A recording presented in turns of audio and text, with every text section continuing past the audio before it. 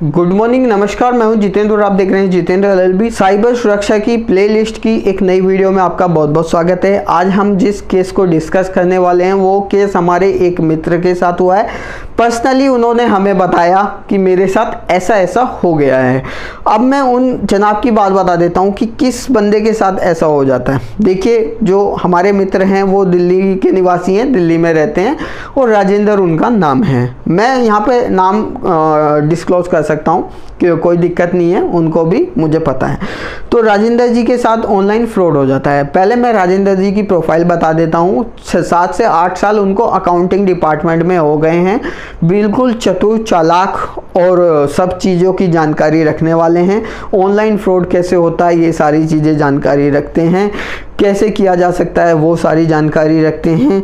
इसके बाद भी उनके साथ ऑनलाइन फ्रॉड हो जाता है। अकाउंटिंग के बंदे हैं, बैंकिंग वगैरह, banking ID, password, OTP, online shopping, offline shopping, ये सारी चीज़ों की जानकारी उनके पास है। तो अब आपको लग गया होगा कि ऐसे बंदे के साथ फ्रॉड हो सकता है तो किसी के भी साथ हो सकता है। पहले भी हमने एक अपने जो कलीग्स हैं उनके साथ फ्रॉड हुआ था पेटीएम की KYC के माध्यम से। वो केस भी हमने डिस्कस किया था। वो वीडियो भी हमारी साइबर सुरक्षा की प्लेलिस्ट में मिल जाएगी, आपको वहाँ से भी देख सकते हैं उनके साथ कैसे हुआ था। अब बात करते हैं केस राजेंद्र जी के केस पे आते हैं। राजेंद्र जी जो है, एक उनके पास लहंगा पड़ा हुआ था। लहंगा होता है ना जो महिलाएं पहनती है, शादी ब्याह में पहन लेती हैं, शादी में एक खरीदती हैं तो वो रखा ही रहता है। कॉस्टली होता है, 15-20 हज़ार रुपये की रेंज का और काफ़ी लाख रुपए के भी आते हैं। तो राजेंद्र जी का जो है, एक राजेंद्र जी का नहीं, मतलब राजेंद्र जी की सिस्टर या उनके घर में से किसी महिला का एक लहंगा था। उन्होंने सोचा कि यार ये लहंगा रखा हुआ है तो इसको ऑनलाइन सेल कर देते हैं। अब लहंगा ऑनलाइन सेल करने के चक्कर में वो बेचारे फंस गए। पता चला कि उन्होंने OLX पे डाल दिया कि मुझे जो है ये लहंगा सेल करना है। OLX के माध्यम से भी बहुत सारे फ्रॉड हो रहे हैं। जब से ये OLX के माध्यम से फ्रॉड का पता चला है, मैंने तो OLX ही यूज़ करना छोड़ दिया है। पता चला कि मैं यहाँ लोगों को सिखा रहा हूँ कि कैसे ऑनलाइन फ्रॉड से बचना है, पता चला मेरे साथ ही ऑनलाइन फ्रॉड हो गया। हालांकि 1-2 बार मेरे साथ कोशिश की गई ऑनलाइन फ्रॉड करने की। सबसे पहले मेरे क्रेडिट कार्ड से हुआ था 7,000 कुछ का। उसके बाद जो है मैं अपडेट होने लगा और मैं कोशिश करता हूँ लोगों को भी अपडेट करूँ कि ऑनलाइन फ्रॉड से बच सकें। मेरा यही मोटो रहता है। उसके बाद से कई बार जो ऑनलाइन ठग होते हैं, क्रिमिनल होते हैं, उन्होंने कोशिश की गई, लेकिन मैं अपडेट था तो बिल्कुल सतर्क हो गया। इसलिए मैं बार बार बोलता हूं कि चैनल को सब्सक्राइब कर लीजिए, साथ में बेल आइकन को प्रेस करके ऑल पे क्लिक कर दीजिए, क्योंकि इस तरह की वीडियो हम बनाते रहते हैं। अगर आप हमारी वीडियो देखेंगे तो बिल्कुल आप भी इन चीज़ों से बच सकते हैं। अब राजेंद्र जी के केस की तरफ आते हैं। उनके पास लहंगा था, लहंगा उनको सेल करना था। उन्होंने OLX पे डाल दिया। OLX से एक कॉल आती है, एक बंदे की कॉल आती है कि मेरी दुकान चांदनी चौक में है। चांदनी चौक यानी कि दिल्ली का एक एरिया है और वहाँ कपड़ों का, लहंगों का, साड़ी का, सूट का, सलवार का, इन सब का जो बिजनेस है वो पिक पे होता है। यानी कि बहुत अच्छे तरीके से बहुत सारी दुकानें हैं, पूरा मार्केट है। तो राजेंद्र जी के पास कॉल आती है कि हमारी शॉप है चांदनी चौक में है, तो आप आ भी सकते हैं, आके भी लहंगा आप दे सकते हैं और अपने पैसे ले जा सकते हैं। हमें आपका जो है लहंगा पसंद आ रहा है, तो और अगर आप चाहें तो हम आपको यहाँ से पैसा डाल देते हैं और हम लहंगा आपके घर से रिसीव करा लेंगे। राजेंद्र जी नौकरी चाकरी करने वाले आदमी, उन्होंने सोचा यार मैं कहाँ दिन खराब करूँगा, चांदनी चौक में जाऊँगा, इसलिए जो है मैं लहंगा जो है ऑनलाइन ही बेच देता हूँ। बंदा कह भी रहा है कि मैं आके रिसीव कर लूँगा, पैसे मैं एडवांस में दे देता हूँ। राजेंद्र जी फिसल गए बातों में।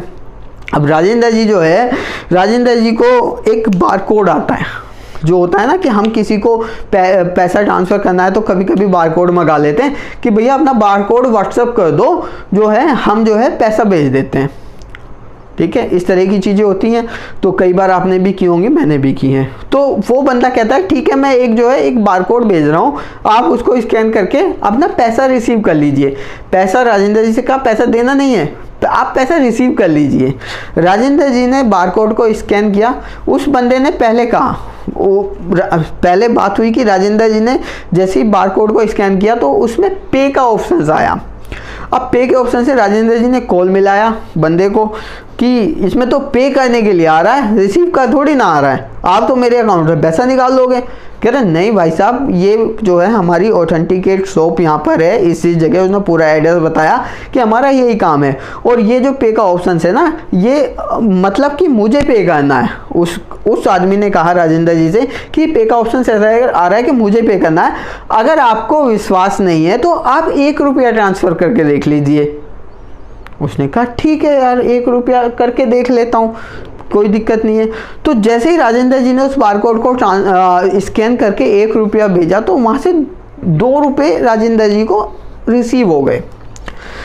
2 रुपये रिसीव होने का मतलब 1 + 1, एक तो राजेंद्र जी ने जो कटा होगा वो वापस हो गया और दूसरा 1 रुपया और आ गया।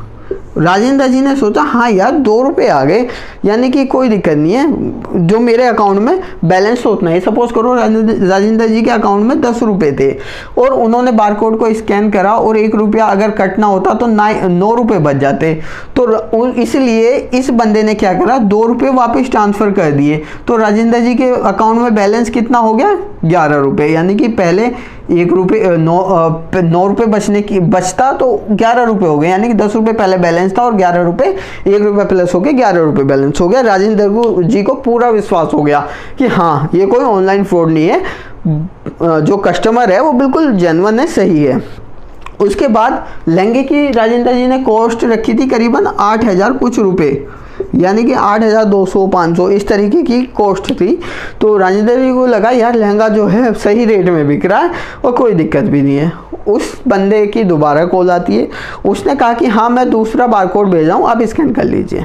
ठीक है, दूसरा बारकोड उसने भेजा और इतने रुपये राजेंद्र जी ने जो है डालने के बाद जैसे ही पे किया और राजेंद्र जी के अकाउंट से पैसा कट गया।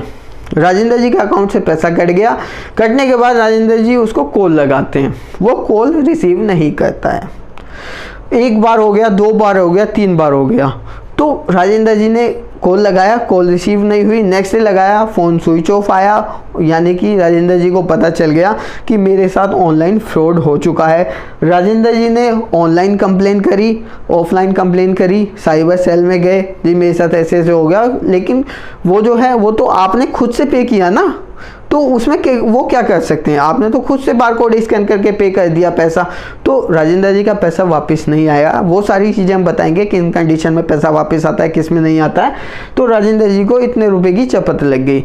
इस केस से हमें सीखने के लिए मिलता है कि हमें किसी भी तरीके का अगर OLX पे कोई सामान बेचना है या खरीदना है, कुछ भी एक्टिविटीज़ करनी है, तो कभी भी हमें जो है इस तरीके का बारकोड स्कैन करके या कुछ इस तरह की एक्टिविटीज़ करके बिल्कुल भी जो है पैसा नहीं देना है और बारकोड स्कैन नहीं करना है जिसमें पे का ऑप्शन आए। अगर आप बिल्कुल ही मतलब श्योर हैं कि हाँ ये चीज़ें जो है सही है, ये बारकोड स्कैन करके पैसा आएगा, कभी भी देख लीजिए बारकोड स्कैन करके पैसा नहीं आता।